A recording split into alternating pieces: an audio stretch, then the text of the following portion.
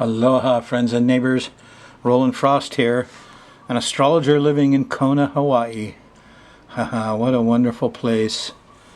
Had another hurricane went by. Didn't feel it, just a little light rain.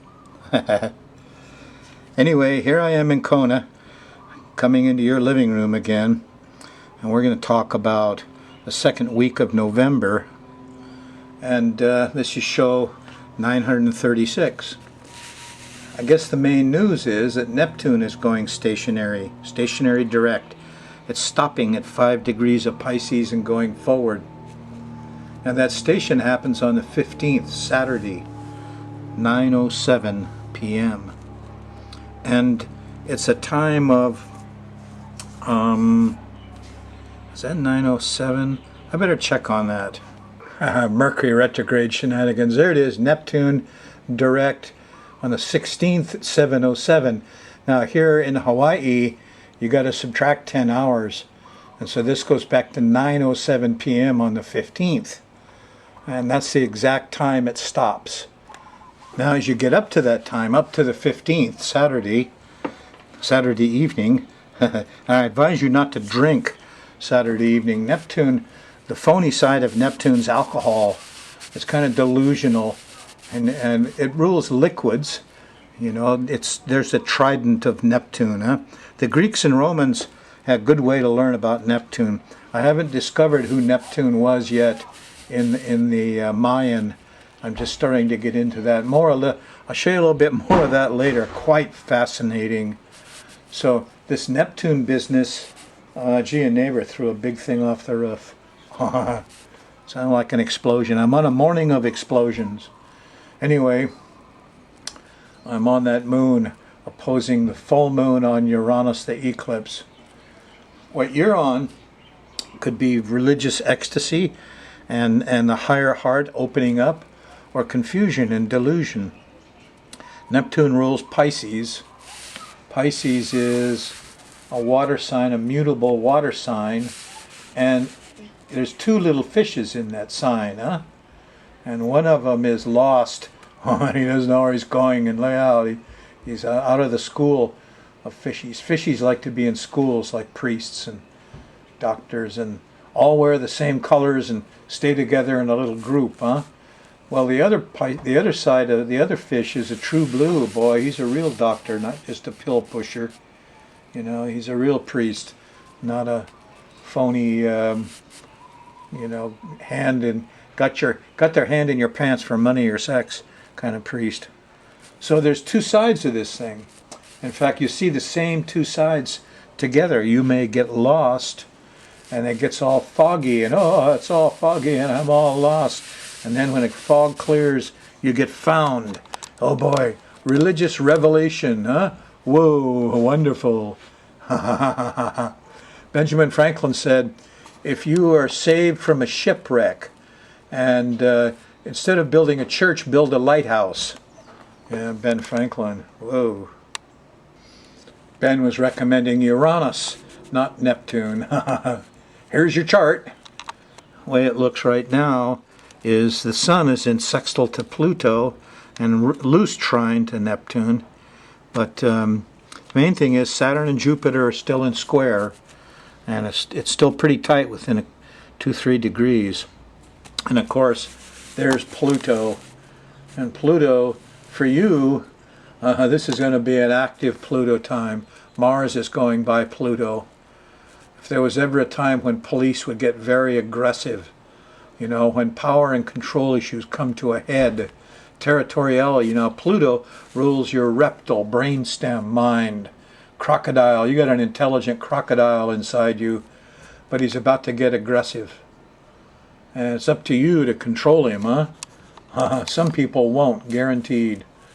So you're going to see some extraordinary. Mars could pile up with Pluto, and Pluto takes things to extremes. So you could see some extreme fires, some extreme fights. Yeah, interesting time we're in, aren't we? Well, let's take a look at this day by day. Just going to run the moon around the edge of this planetary pattern, and as I do, it makes angles to these various planetary bodies The planetary bodies are the actors on the stage. And we know who they are. They all got personalities. Humanity has studied them for 20,000 years. So as we make angles, squares and oppositions, ooh, energy, sextiles and trines, letting go, good luck. It kind of generates the mood of the times. Now, if you're on the Thursday night show, the moon's in Taurus, and the full moon was off. This old full moon of 14 Taurus was there in the middle of the beginning of Thursday. But as you go into Thursday night, you know, here's the square to Jupiter. Too much, too many lawyers, too much overdoing, too much exaggeration. And then Friday morning, thunk, here comes the opposition to Saturn about breakfast time. And it's depressing, and it's cold, and we don't have any money, and everybody's stuck. And it feels like that right through the moon in Taurus until you get to Friday afternoon on the 7th, when the moon shifts into Gemini. Then we go into the confusion zone. Here's the moon's going to square Neptune, and liquids are going to be spilling everywhere. You'll notice you'll spill all the little liquids too, you know. The little ones will get out of your control. We should call it lost and found. It's lost and found Friday night. Alcohol makes it worse. You won't remember where you parked your car. Saturday, things change. We're in for a nice sextile to Uranus, which is the mind. Neptune's kind of the heart, huh? But anyway, intellectualism triumphs, and we all have a revolutionary spirit, and the electrical things work fine, and the airplanes are all running. That's one thing I learned. Eclipse on Uranus, airplanes fail. And we have radicalized, independent lone wolves in the United States. We got to get them. I thought it would come out on the homeless, but they've invented new people, radicalized individuals. Anyway, you can think your way through it all Saturday morning, and there is a nice feeling of brotherhood. Some optimism comes up Sunday on the 9th. There is a nice sextile to Jupiter, and we get up saying, whoa, this is going to be a good day, and it will be. The kids are happy too, especially in the evening. There's a nice trine to Mercury, and Monday morning there's a trine to Neptune on the 10th. The moon went into Cancer. Moon goes into Cancer here Sunday about dinner time, and you start catching the good side of Neptune. The music, the art, the color, the higher heart.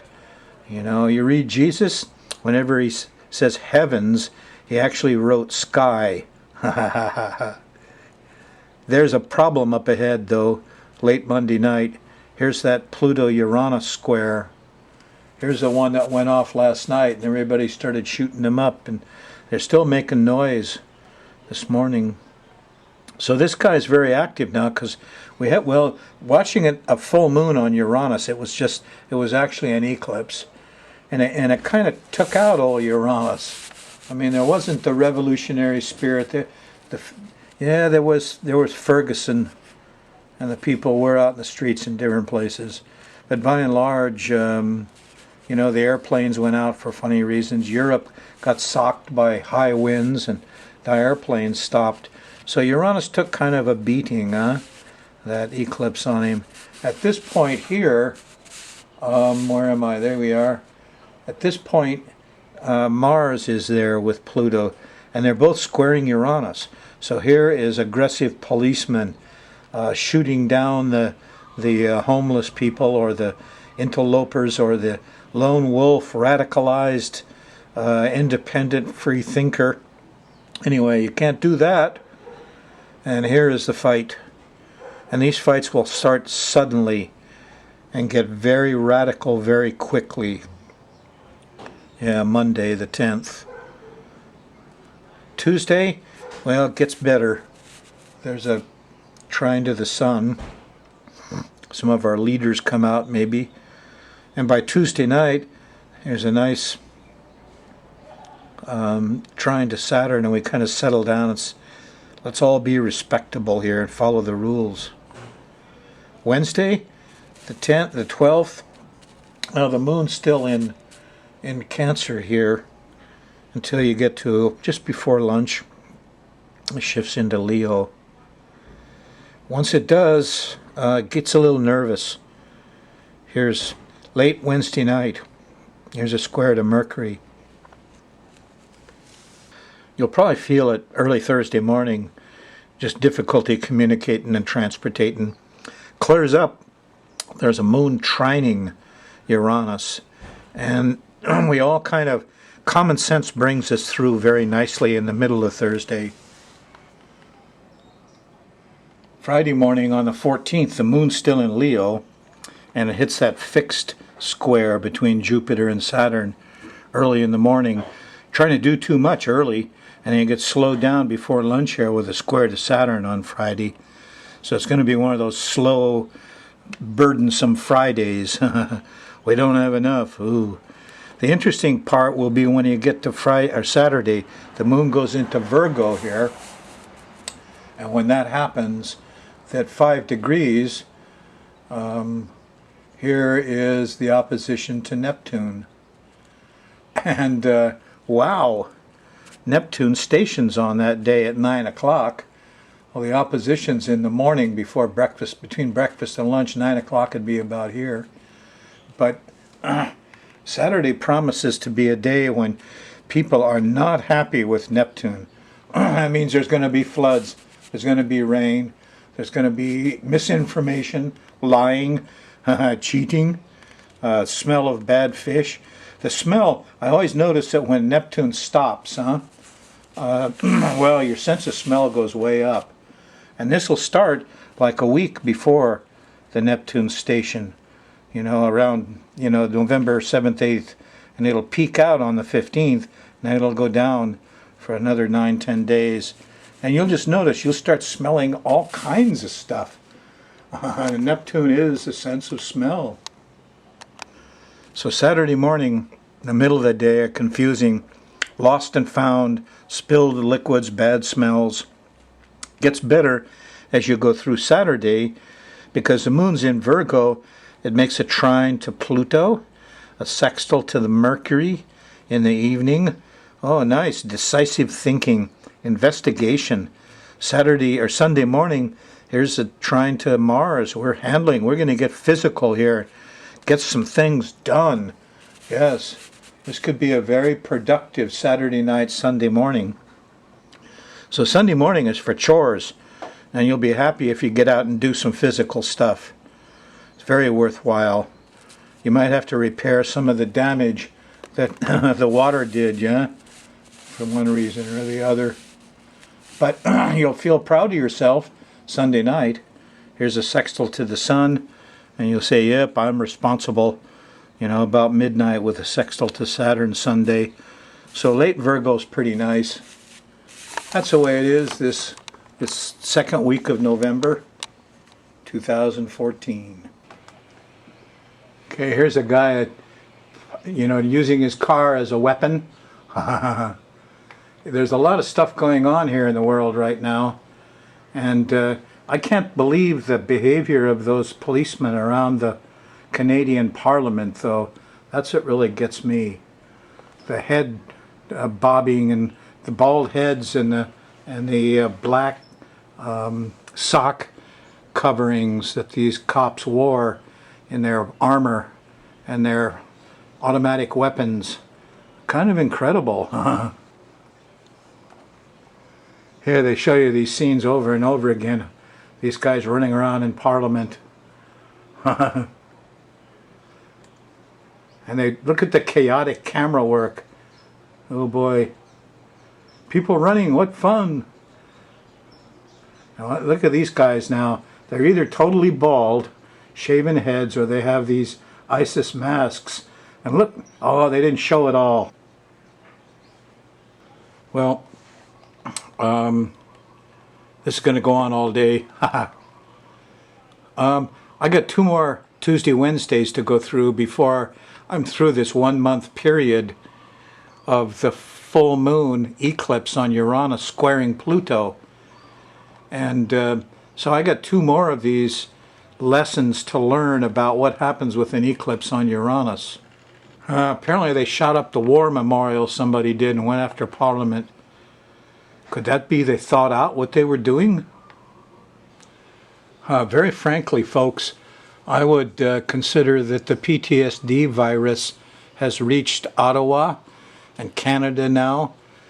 Usually these viruses don't like the cold weather, huh? But this looks like these guys went in there to commit suicide and do something righteous that they thought was righteous anyway. Do something righteous in the meantime. Aren't these suicide bombers? Sure looks like it to me. I know some of this, it seems, are because Canada decided to join in the so-called coalition against ISIS. And people are not happy with that. Maybe they're just not happy with the government. They used to call them anarchists in the old days. Made cartoons of guys running around with bombs. Now they're radicalized citizens, huh? Or terrorists. Oh, eek. I can't help but when I see this news, what I see is the real terrorists. And it's the guy standing behind Shepard Smith there. There's the terrorist.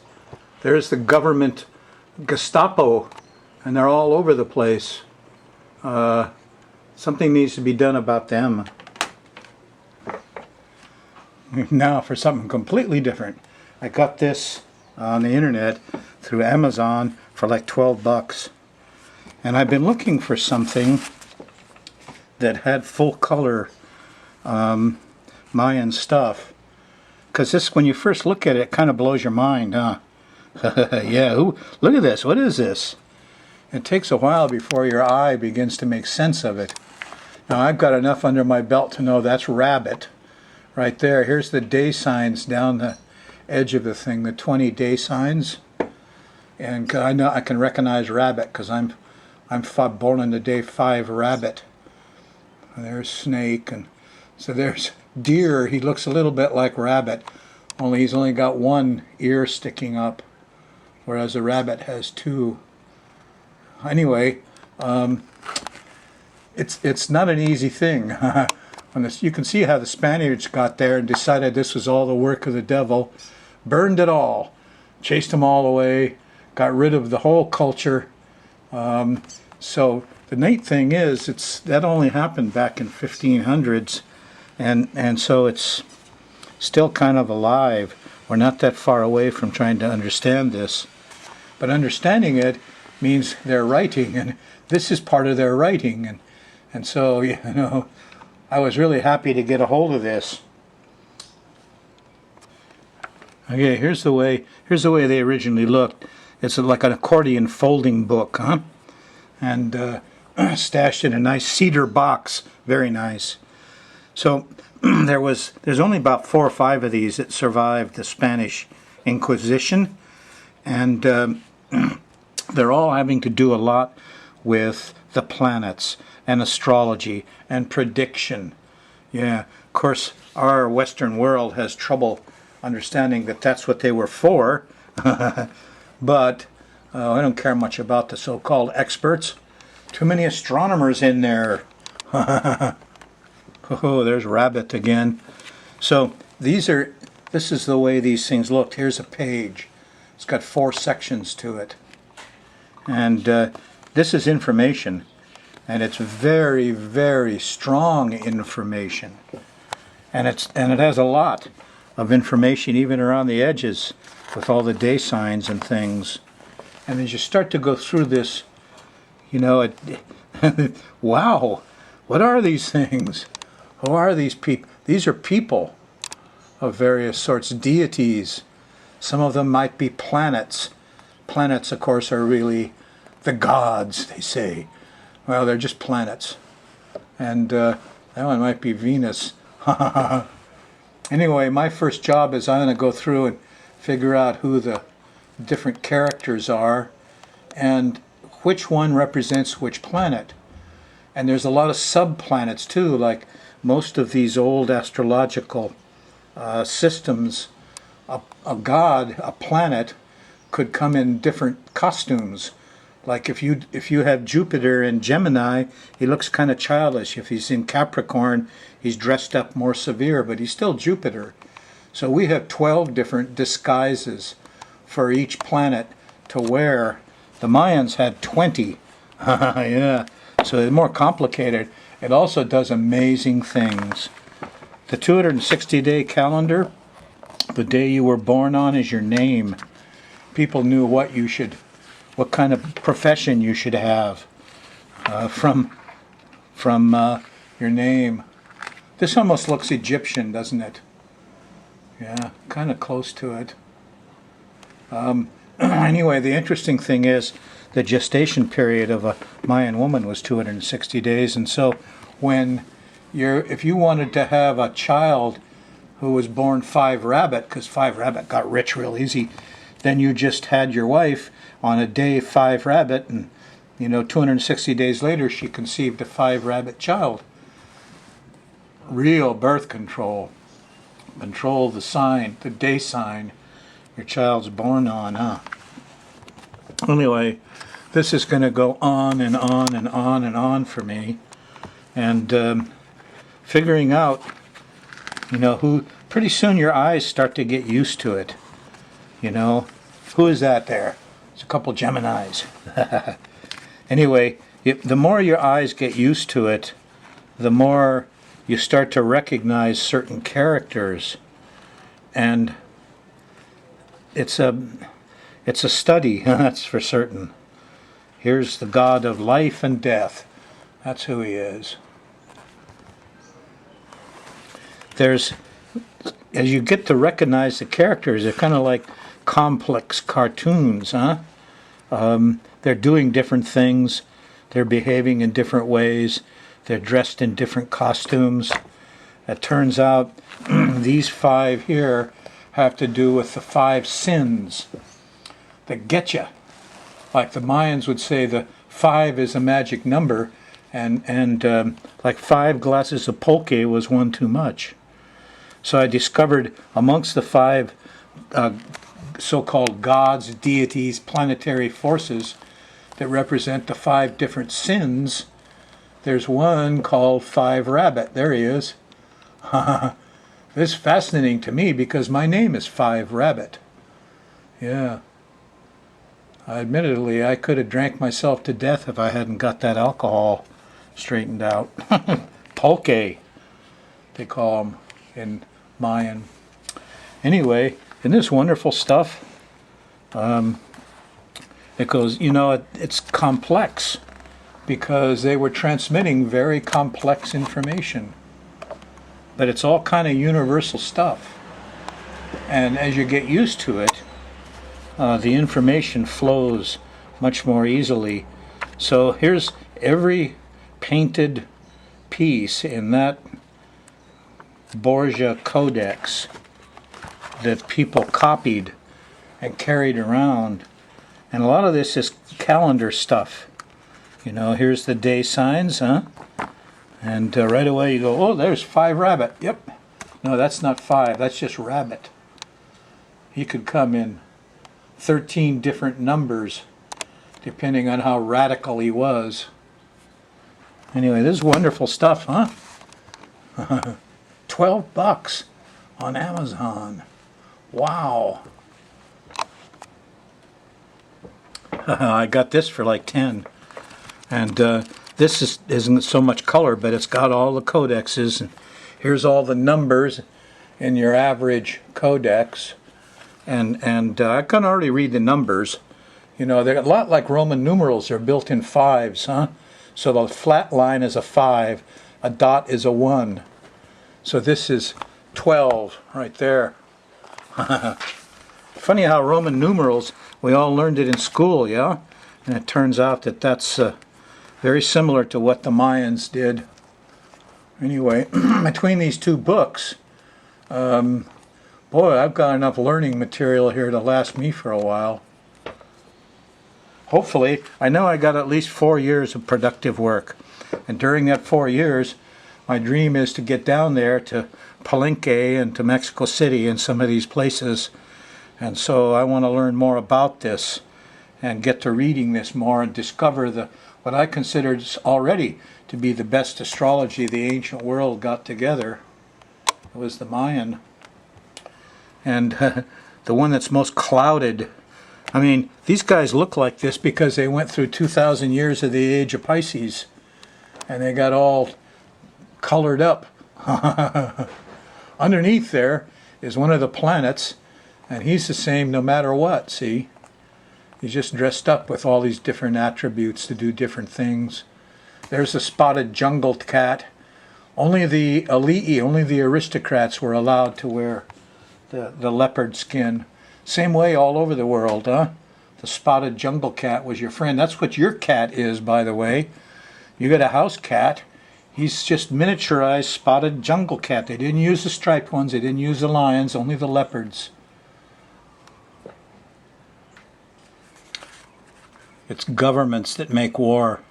Organizations of privileged people, like churches, they make war. I saved all these really great bumper stickers, and I never had a vehicle after that. Here's one of my better ones. I love this. We had a chance, folks, in this country, just one chance for electing Nader president. You wouldn't be in this mess you're in now. Well, it was a shock for me. I accidentally discovered what might be my death in 4 years. Upshot is, I know I'm only going to work about that long before I change and do something different. Here's my phone number, 808-322-3584. I'm not going to draw Jeep charts anymore. Those are going to be done on computer. And little by little, I'm going to do less chart work and more of other things. I got 3 important books I got to write. Anyway, one good way to get at the whole thing is skymirrorastrology.com/TV. And you'll get my TV shows and my website. And if you leave off the /TV and just do skymirrorastrology.com, you'll get the website for the app, which I believe has gone up to $10 now. You should get this for your phone. You don't got to study people's personalities and invade their space to learn astrology. No, that's all Neptune stuff. It's easier to do when the dogs bark, look at your chart. When you feel great, look at the chart. When you feel lousy, look at the chart. They're not people's charts at all. They're the chart of now. And that's what you get on the skymirrorastrology.com with the app on your iPhone. I wouldn't miss this opportunity. You don't have to study nothing. Just be able to tap your finger and get the chart. It's like the way I'm studying the Mayan stuff. I'm just going through them like a kid with a comic book. Come back next week. Aloha.